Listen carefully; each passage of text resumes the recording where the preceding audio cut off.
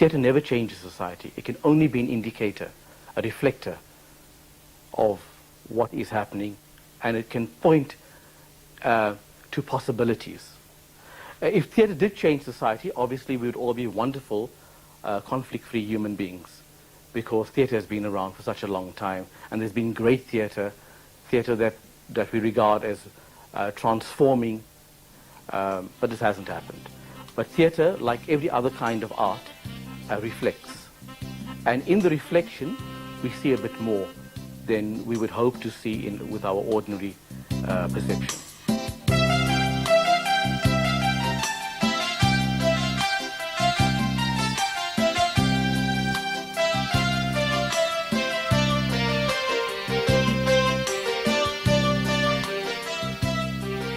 Kriben Pillay is a prolific writer and theatre researcher, educator and practitioner. The passion for his work can be traced to his roots in East London, where he produced and performed in plays both in primary and high school. After graduating from John Bissaka High School and reading for an arts degree at the University of Durban-Westville, one of his first work appointments was that of manager and artistic director of the Window Theatre, one of the first non-racial theatres in East London.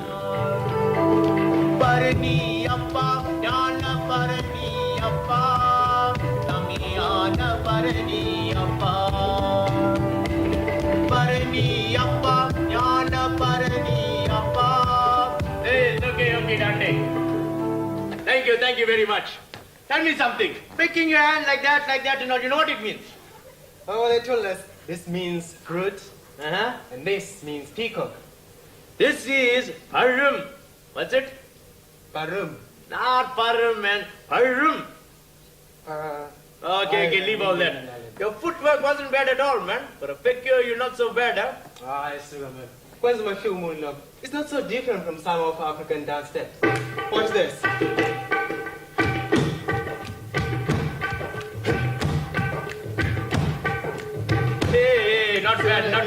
Not bad at all. The fellas have got some culture, huh? Yeah. Come on, show me some more steps. Show me some more. Okay, look at this.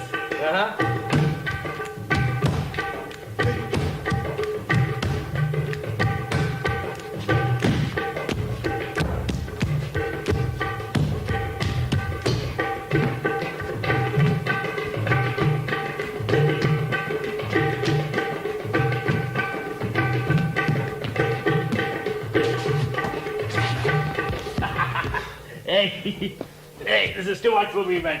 Hey, it's almost closing time now. I'll see you tomorrow, right? Okay, I got a lot of clearing up and all to do. Have you forgotten? What? Hey, you said I must come and practice the dance and try on the costume, man. What dance you talking about, man? The Indian dance, Indian dance exam at the university, man. What do you mean? What Indian dance, man? Don't blink. Oh, that dance. Hey, I don't know why you're fretting and worrying and everything, man. I got the costume right here. I got it here. Hey, I showed you how to use the spear. You must be very, very careful when you wear this costume. All right? What costume is this? It's one of the gods. Which one? Muruga. Wena, Muruga. Hey, Muruga is a god, man. The boy god. That's why I chose it for you. Already you're a very good boy, right?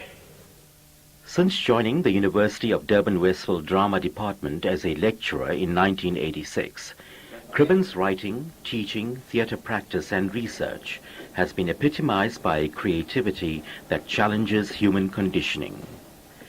His various productions over the years has been marked by explorations and experimentations that have sought to push the frontiers of South African theatre, especially Indian theatre.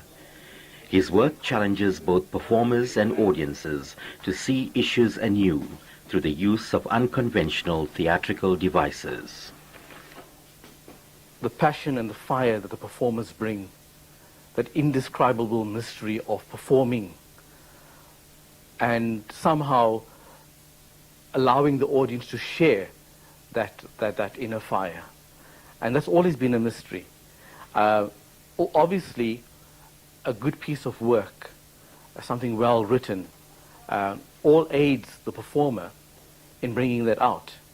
But yet at the same time, the reason why I had started a great love with Indian theatre, which is not really part of my experience, because I come from East London, was, for instance, seeing the wonderful comic performances and the integration of various elements in, say, a work like Ronnie Govender's Inside, and simply enjoying what I was experiencing on the stage, the innovative use of Qawwali tradition, stand-up comedy, sketches, Indian patois. For Kriben Pillay, the purpose of writing for the theatre is simply to communicate a feeling or perception or to tell a story.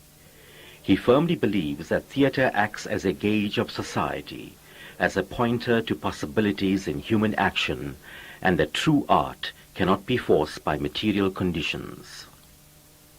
Theatre is not separate from society, and we can only reflect what is happening in that society at that time. Some writers, for whatever reason, some artists, seem to be more attuned to the more subtle streams of happenings. So those streams may not be reflecting exactly what's happening here and now, but may be reflecting what's going to happen 10 years, 20 years down the line. But certainly those currents are still present, however faint.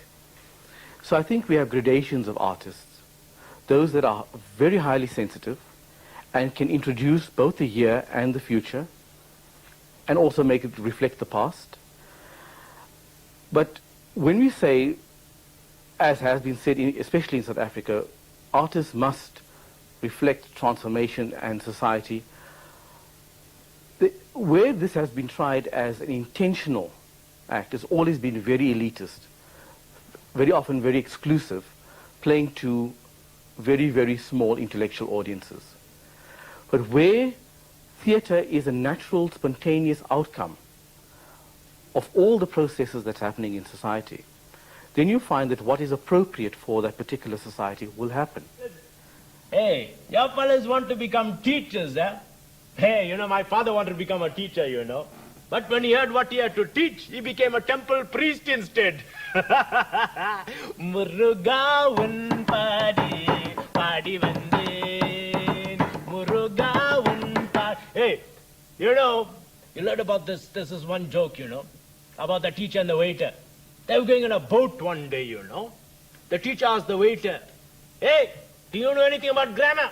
The waiter said, no. The teacher said, hey, if you don't know anything about grammar, then half your life is gone. After a while, the boat sprung a leak. The waiter asked the teacher, do you know how to swim? The teacher said, no. But the waiter said, hey, if you don't know how to swim, then your whole life is gone.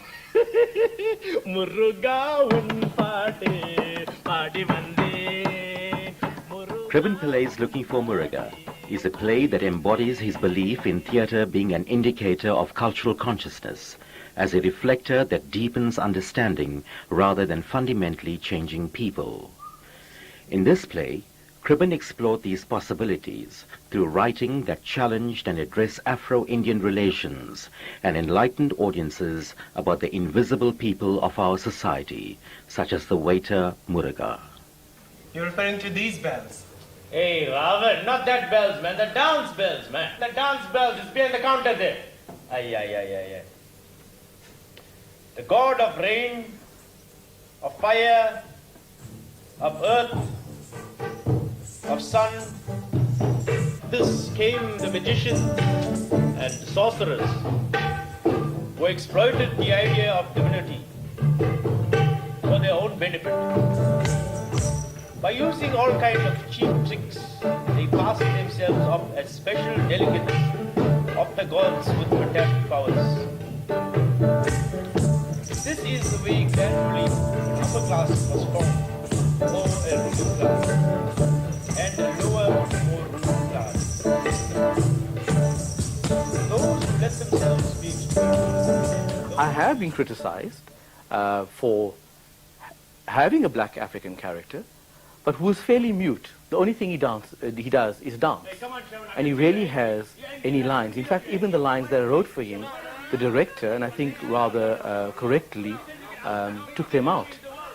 And I think to have given him a major speaking part would have been to create a false impression of what is really happening in Indian society. In Indian society, and I think even today, the black African person is still very much an onlooker. He is mute, or she is mute. They perform, or they have their actions on the periphery. And this is why, to me, it seemed very natural that, yes, the interaction happens between Muruga and Dante. They speak. But the moment Sherwin comes into the picture, he's simply an onlooker. He simply dances. And his dancing and his muteness are very accurate symbols, I think, for what the society was at the time, and maybe even is at this point in time. You know, I have all kinds of times, you know, in this bar. Hectic times, quiet times, sad times, lonely times. Tuesdays, you know, very lonely. Muruga un pade, padi vande. Muruga un pade, padi vande.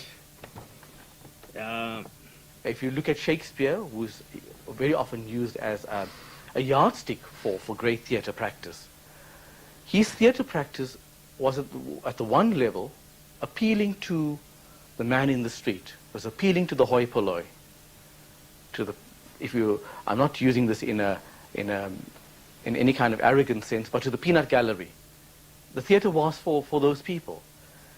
And at the same time, he could write about the aristocracy, and at the same time, the plays are fascinating insights about man's socio-political and spiritual condition.